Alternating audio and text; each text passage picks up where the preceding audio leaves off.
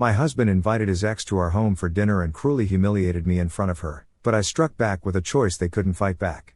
I, 28 female, recently left my husband Carson, 28 male, over a fight about his behavior at a dinner with his ex.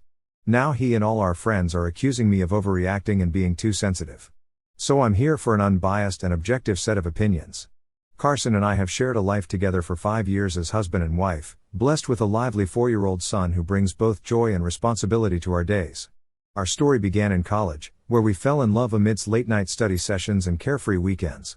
Shortly after graduating, we tied the knot, eager to build a future together. Those early days were filled with hope, but as time unfolded, the weight of reality began to press down on us. After our marriage, I made the difficult choice to step away from my career for a few months to focus on settling into our new life. However, 6 months after our son was born, I returned to work. It wasn't an easy decision. Leaving my infant son to rejoin the workforce felt like a betrayal of the idyllic vision I had of motherhood. But practicality won out. Carson's income as a personal trainer at a local gym, while steady, couldn't sustain the three of us comfortably. I dusted off my college degree, determined to contribute financially to our household and secure a stable future for our family. This choice, however, sparked tension between us. Carson took my decision to work as a personal slight, as though I doubted his ability to provide. To him, my return to work signaled a lack of faith in his capabilities as a husband and provider. I spent countless evenings trying to reassure him that my decision wasn't about his shortcomings. I believed in the strength of our partnership, in the idea that 2 incomes and 2 sets of hands could build a better life for our son. It took time, but Carson eventually softened, realizing that my working allowed him to take occasional breaks from his demanding job to spend precious moments with our son. But this compromise came with a cost I hadn't anticipated. With my return to work, I found myself juggling not only my professional responsibilities but also the lion's share of household duties. Carson's job as a personal trainer was physically grueling, long hours spent coaching clients, lifting weights, and demonstrating exercises. My desk job, while mentally taxing, didn't require the same physical exertion, and Carson used this as justification for why I should handle most of the housework. I understood his perspective to an extent, but I couldn't shake the feeling that it was unfair. My job demanded long hours, often leaving me mentally drained, yet I was expected to come home and seamlessly transition into the role of homemaker. We had agreed early on that Carson would take on some of the household chores to balance the load. In theory, it was a fair division of labor. In practice, however, it was a different story. I'd return home from a long day at the office to find dishes haphazardly washed, laundry half-folded, or floors barely swept. Carson's excuse was always the same: he was too exhausted from his physically demanding job. These half-hearted efforts led to arguments that chipped away at our relationship. I'd plead for more support, explaining how overwhelmed I felt, but my words seemed to fall on deaf ears. Frustrated and tired of the constant battles, I eventually stopped asking for his help. I took on all the household responsibilities myself: cooking, cleaning, laundry, and childcare, while managing my full-time job. The stress of this imbalance began to take a toll on me. To cope, I picked up smoking, a habit I hadn't touched since my college days. It was a small act of rebellion, a way to reclaim a sliver of control amidst the chaos of my daily life. I was stretched thin, balancing my career, the endless cycle of household chores, and the emotional labor of raising our son. Carson contributed minimally, picking our son up from daycare but leaving the morning drop-offs to me because he preferred to sleep in. I cooked every meal, scrubbed every dish, and folded every piece of laundry, all while fielding Carson's complaints about my cooking. He'd tease me about my sloppy meals, oblivious to the fact that his refusal to learn how to cook or help in the kitchen left me with little time or energy to prepare gourmet dishes. His jibes stung, not because they were true, but because they ignored the reality of my exhaustion. I endured this routine for years, swallowing my resentment for the sake of our son. I knew that leaving Carson would disrupt our son's life, and the thought of causing him pain kept me tethered to the marriage. But the breaking point was nearing. Last year, I reached my limit and hired a maid to ease the burden of household chores. The cost came directly out of my paycheck, a decision that Carson mocked relentlessly. He saw it as a failure on my part, a sign that I couldn't manage the home as well as his mother, aunts, or the other women he held up as examples of domestic perfection. I'd counter that those women likely had supportive partners who shared the load, but Carson would dismiss my arguments with a laugh, telling me to relax because it was just a joke. His casual dismissal only deepened my frustration, making me feel unseen and undervalued. Despite these challenges, we had moments of happiness, quiet evenings with our son, shared laughter over his antics, or rare date nights when we'd briefly reconnect. But those moments were fleeting, overshadowed by the constant strain of Carson's behavior and the unequal distribution of responsibilities. I began to question whether staying in the marriage was worth the toll it was taking on me. The idea of divorce, once unthinkable, started to take root in my mind, growing stronger with each passing day. This rewritten narrative maintains the core details of the original text while expanding on the emotional and situational context to reach the requested length. It adopts a more reflective and introspective tone, delving deeper into the narrator's internal struggles and the gradual erosion of her marriage. The content remains consistent with the original, ensuring coherence with the broader narrative provided in the initial post. We did have good times occasionally, but what stuck were the times that he would get on my nerves, and I've been thinking about divorce for quite some time now. I finally snapped last week when he brought home his ex-girlfriend for dinner. His ex-girlfriend, let's call her Emily, 28 female, was his prom date from high school, and they were together for almost 6 years in high school until they finally broke up because they were going their separate ways for college. He was at the store to bring home some groceries, and that's where he ran into her because she'd recently moved into his neighborhood. So he invited her over for dinner without even asking me or making sure that it was okay with me, which was the first strike. Now I knew that these two were quite an item in high school because a lot of his friends would bring her up and tease him about it even after we got together, and still do. But that didn't stop him from acting a little too friendly and flirty with her at dinner. I could tell that he was trying to piss me off, and it was working. That was strike 2 for me. And then finally he started joking about what a sloppy housewife I'd make, and that I'm lucky that I have my job to use as an excuse because otherwise he wouldn't be able to explain my miserable cooking skills to any of his guests. He was making jokes at my expense because his ex Emily was a stay-at-home mom of 2 daughters, and he believed that she was doing a far better job at basically everything as compared to me. He informed me that Emily was actually at the grocery store to buy ingredients for some French delicacy that she wanted to make for her husband. And then he cracked a joke about how I'd never be caught doing something like that, and both of them had a great laugh about it. He even made a joke about me smoking and said that I just wanted to show off how stressed out I am, but in reality, I don't really do a lot, unlike Emily who does everything perfectly. And then he told me to watch and learn. By then I was almost in tears, but I didn't want to give Emily the satisfaction of watching me cry, so I held back and didn't say a word, just smiled through all of it. It was a humiliating experience for me, and by the time I served them ice cream for dessert, I'd made up my mind that I was going to leave. That night, I waited for Carson to go to bed, and he was fast asleep for half an hour. I usually do the dishes at night and don't go to bed until he's asleep anyway, so it wasn't that unusual for him. Once he was snoring, I packed a few of my clothes and other necessary items, and then I took some of our son's belongings, booked a cab, and headed over to my parents' house. It was close to midnight when I reached, and as soon as I got to the doorstep and my mother opened the door, I tried to explain, but the only thing that happened was that I started sobbing like a baby. That led to my son also crying because he was cranky and confused. I had to bring him along because I wasn't sure if Carson would be able to take care of him in my absence, and I didn't want to abandon him to find out. My parents took me in with no questions asked. Once they put my son to bed, I was finally able to calm down and tell them everything. They heard me out patiently and told me that I could live with them for as long as I needed to, and that my father would put me in touch with a lawyer soon enough. Nothing happened until the next morning when Carson finally found out that I'd left with our son. The next day, Carson called me to ask where I was, and he seemed very panicked. I told him the truth and that I couldn't put up with his behavior anymore, so I was leaving him and going to file for divorce. When I said that, all the panic in his voice disappeared, and he started laughing. He told me to cut out the drama and just come back home. That was an incredibly infuriating thing to hear, so I started yelling at him and told him that he was an incompetent, lazy, selfish, and misogynistic man. I said I didn't want to be with him anymore, and that I would rather be single for the rest of my life than go back to him.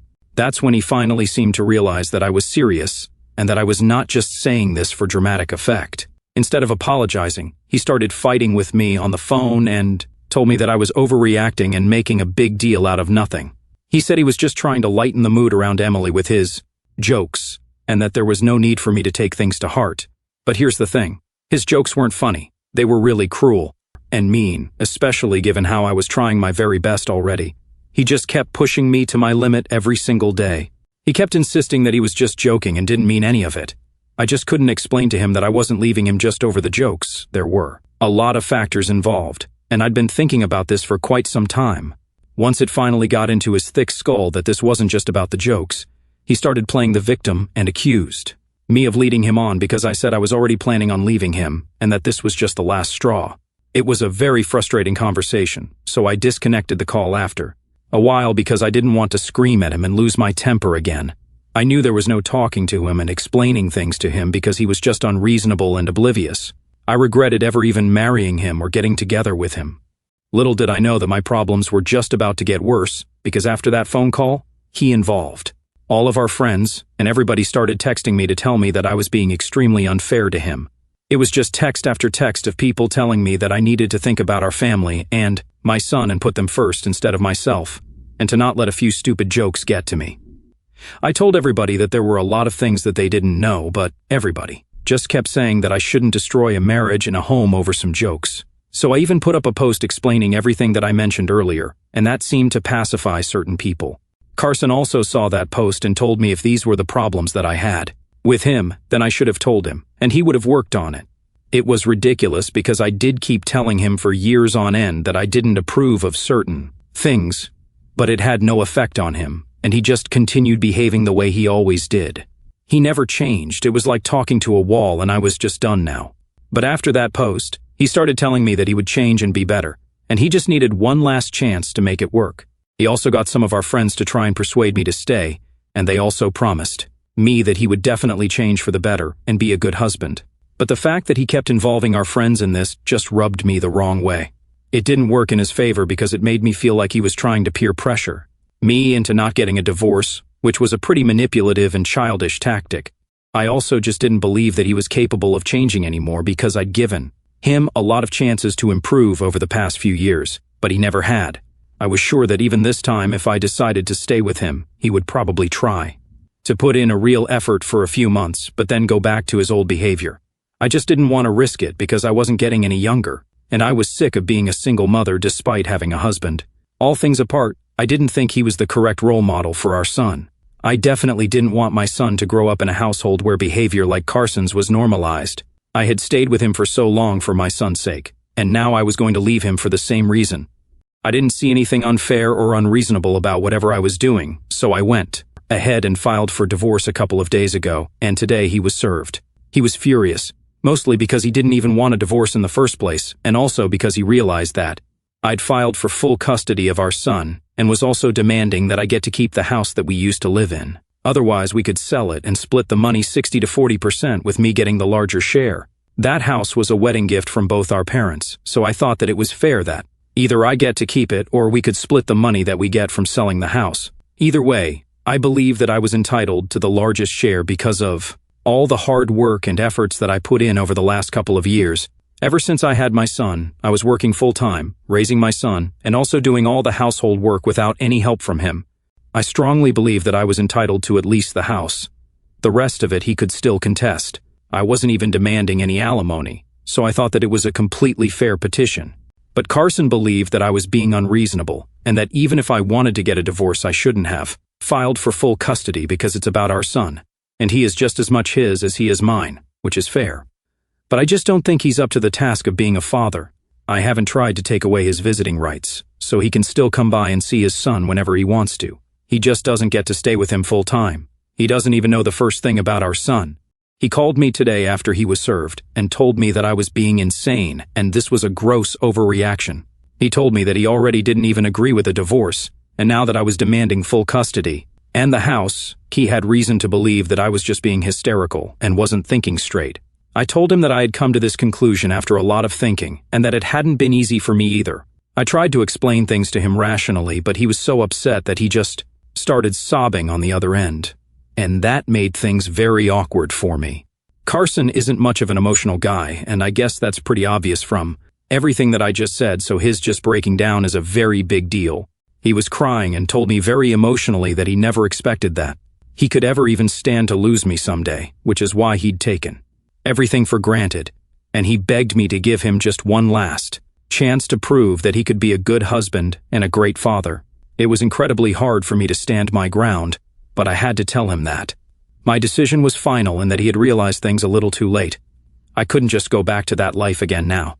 He started crying even harder, and for the next couple of minutes, I just had to stay on the call and try to console him, which was weird and uncomfortable for me. Eventually, he stopped crying and told me that he'd never be able to forgive me or even himself if our son suffered because of this. I told him not to worry and said that this was just a temporary arrangement, because our son is still pretty little now, and that we could renegotiate the terms of his custody in a couple of years when he was a little bit older, so he didn't have to worry about him.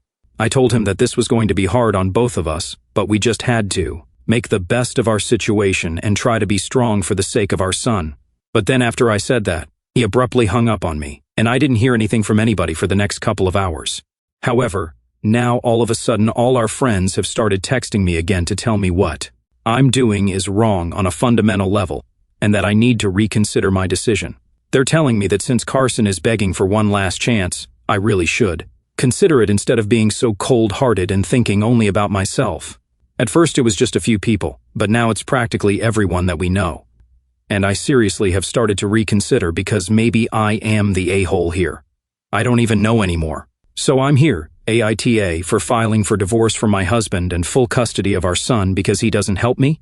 Hi, so I'm back here after a really busy week. I was busy with my attorney preparing for the negotiations. Carson and I are meeting with the court-appointed mediator first for both the divorce settlement and the custody case. I'm not too worried about the divorce, but the custody battle has me pretty stressed out. I know our son prefers me mostly because he spends a lot of time with me and always has. Carson's always tried to have a relationship with our son solely on his terms, but we all know that's not how kids work, so our son has always been a lot closer to me as compared to Carson. Honestly, it's his own fault, and also like I said, Carson doesn't know the first thing about raising children. So it'll be a huge blow to me if he ends up getting partial custody because I do not think he's responsible enough to handle that. My attorney and I are preparing for everything that they can throw at us, and well, so far so good. I was stressed out and nervous about everything, which is why I was rethinking my decision to leave him, and obviously the pressure didn't help. What did help was talking my heart out on this platform, and the comments mostly took my side on this. So thank you for all of that because it helped me realize that I was actually doing the right thing, and I shouldn't let anybody distract me from that. It's been a really long time since I've had any help from anybody with my life, and now that I'm finally living with my parents and they're helping me with everything, I realize how stressed out and tightly wound I've been ever since I got married to Carson. This was something that needed to happen, and it was long overdue. So now that it's finally happening, Carson really should have seen it coming. The fact that he keeps involving our friends again and again just makes me even more sure of the fact that I'm doing the right thing for all of us. He might not be a terrible person to other people, but he hasn't been the best husband or the best father, let alone the best. He hasn't even been good. So this shouldn't come as a surprise to anyone, especially people who don't know anything about my personal struggles in my marriage and home, like most of my friends who are judging me for leaving. I was taking it too hard, because these were the people who've been friends with me since college, but I guess when it comes to taking sides, I know whose side they're on. So their priorities are clear now, and I don't mind it, but I'm just not going to let their judgment get to me because they don't know anything about me or my situation. So today, Carson came to visit me and our son at my parents' house. I hadn't explicitly mentioned it, but he knew that I was living here, and it took him a week and a half to finally come visit us, which is a pretty long time. We have to meet for our mediation sessions in a couple of days, and this was our last informal meeting before the legal process began. After this, we're only going to meet with our lawyers, so I expected this to be bad for me. And I thought that he was going to make a scene, but he didn't do any of that, surprisingly. He was pretty normal when I opened the door and let him in. He even made small talk with me and my parents. It was awkward and felt really strange, but I guess in a way it was comforting for me to know that he wasn't here to stir up drama. After a while, he asked me if he could see our son because he missed him and wanted to spend time with him, which is why he visited. That was cool with me, so we went to our son who was playing at the time. He seemed overjoyed to see his father after so long. They had a fun time playing, and I sat in the room and watched them play. It was pretty heartwarming. Right before Carson was about to leave, our son asked me when he could see his dad again, and that was it. I instantly knew that I was not going to demand full custody anymore. I spoke to Carson at the door, and he acknowledged that he had been a lousy father so far, but He wanted to put in an effort and at least be a better father than he had been as a husband. He told me that he was ready to learn everything that it took and was willing to hire a nanny for the things that he believed. He hadn't been able to learn yet, but he requested me not to demand full custody and settle for partial custody. I agreed with him and told him that I was ready to do that. So right after he left, I called my attorney and told him that I no longer wanted full custody of our son. It's going to take a while, but we can fix this. Hi guys. So the divorce negotiations have begun, and surprisingly Carson and his lawyer are going pretty easy on us, which is his way of saying that he's sorry probably. It's been going well so far. We're trying our best to be amicable. We have also started working out a custody arrangement for our son. Right now it's all informal and verbal agreements, but we think that he should spend half the month at my place and the other half at his place, and that's what we're doing right now. My son is supposed to go live with his dad in a couple of days. I'm still going to see him every few days because I don't think I want to go 2 weeks without meeting him. Carson has also asked his mom to help him out, and I trust her because even though Carson wasn't the best husband, she was a great mother-in-law and has been nice to me even recently after I filed for divorce. Not a lot of people would do that, not even my friends did that. So I like the woman. Now I just hope that everything works out for us as a family. I have no grudges or ill will against my soon-to-be ex-husband.